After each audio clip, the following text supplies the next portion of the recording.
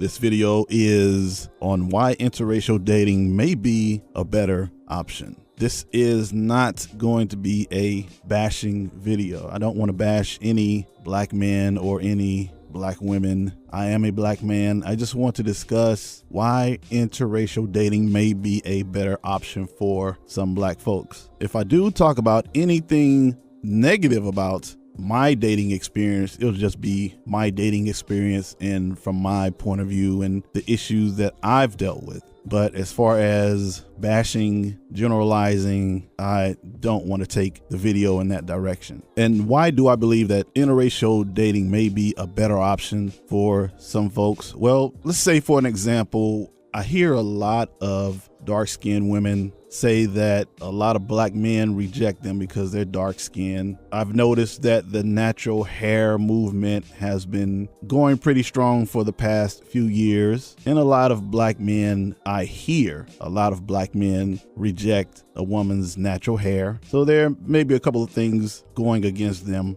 And I really think it's stupid for a black man to reject a black woman because of her dark skin complexion or because of her hair, because a lot of black folks are dark skinned with the same type of hair. It just doesn't make sense. Your father most likely had the same type of hair. Your mother most likely has the same type of hair. Your siblings most likely had the same type of hair. But we won't date a black woman with naturally nappy or naturally curly hair because it doesn't fit the European standard, which I think is really silly. We don't want to date a black woman because her skin is dark. I just think that's very silly. It's just really immature and silly. I often hear a lot of black men say, hey, I just don't want a woman that's darker than me, which is, again, like I said, is stupid. But how does this involve interracial dating? Well, let's just say you are this dark-skinned black female or dark-skinned black male or light-skinned black female or light-skinned black male. I mean, light-skinned black folks do get,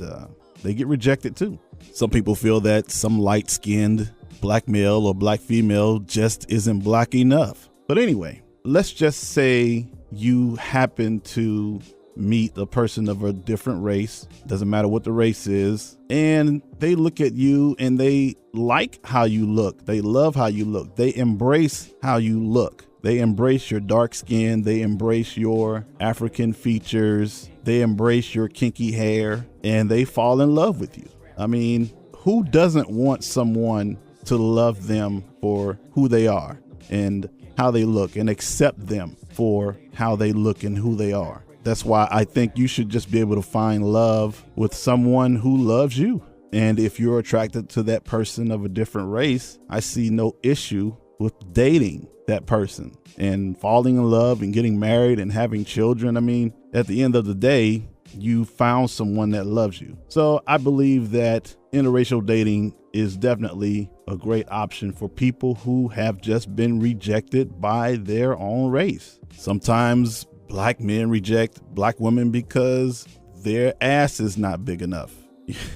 Men are very superficial. So you do have some ass men, you do have some leg men, you do have some breast men. But I think predominantly black men like the bigger asses, the bigger thighs. So if you're too skinny for them, then they may reject you. And then you may, hey, find someone of a different race who likes your body type. Same thing about black women and their view of black men. And I'm just noticing, just my observation, there are a lot of black women who love thugs. They love the thug mentality. The thugs are the alpha males in the black community for the most part. An educated black man, a professional black man just seems to not turn the ladies on like the thugs, even though most of these guys have spent time in jail and in prison and probably have had some homosexual interactions with other men.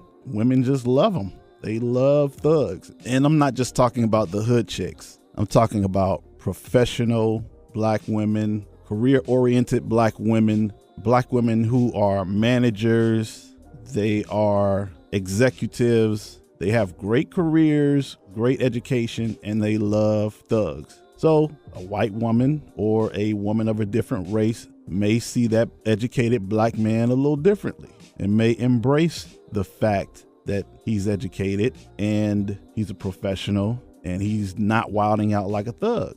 But that's not all white women. There are some white women who embrace the thugs as well. I'm just talking about the majority of white women, or the majority of women who are not black. And so let's say this professional black male, this professional educated black male meets a white female or a female of another race, and she embraces everything about him, and they get married, happily married. They have children, and everything goes great for them because they both found love. And a lot of times I hear a lot of black men speak on superficial things, superficial reasons why they don't date black women: the hair, the skin complexion, the attitude. But if you think about it, all of these things could be attributed to white women as well. I went to a restaurant recently and I saw this white woman behind the counter, and she actually had hair weave in her hair. I mean, it was ratchet hair weave. I call it ratchet hair weave because it was red, it was braided,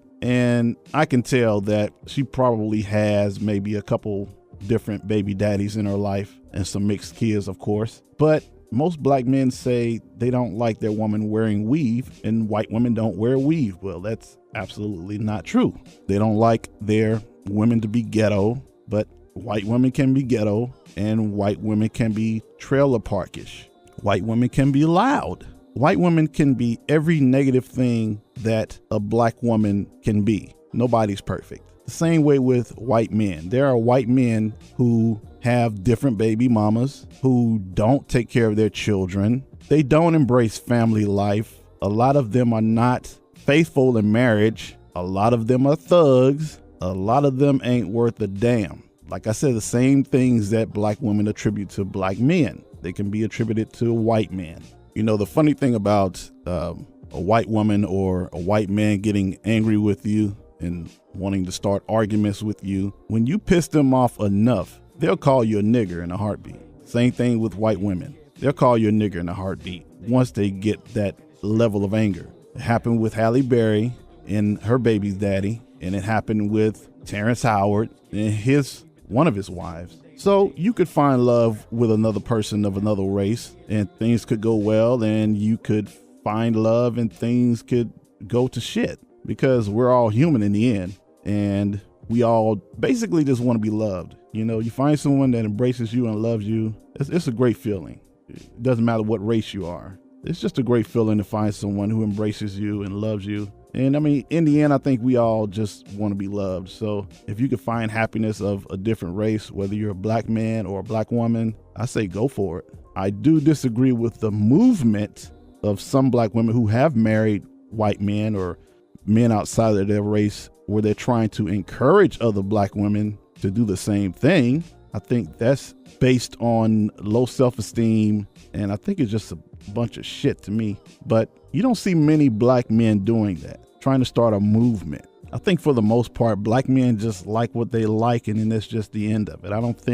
I've never had a black man approach me, a black man who was in an interracial relationship, said, man, look, you need to leave these black women alone and get with this. Never. But that's just my experience. Another point I'd like to add is submissiveness. There are plenty of black women who are submissive to their husbands, just like there are plenty of white women who are not submissive to their husbands. I think we generalize way too much when we think the grass is greener on the other side. But there's a saying that if you water your own grass, it could be just as green. So we shouldn't be so quick to down our own race and uplift another race just because we're hurt. And I understand that we've been hurt since we've been in this country.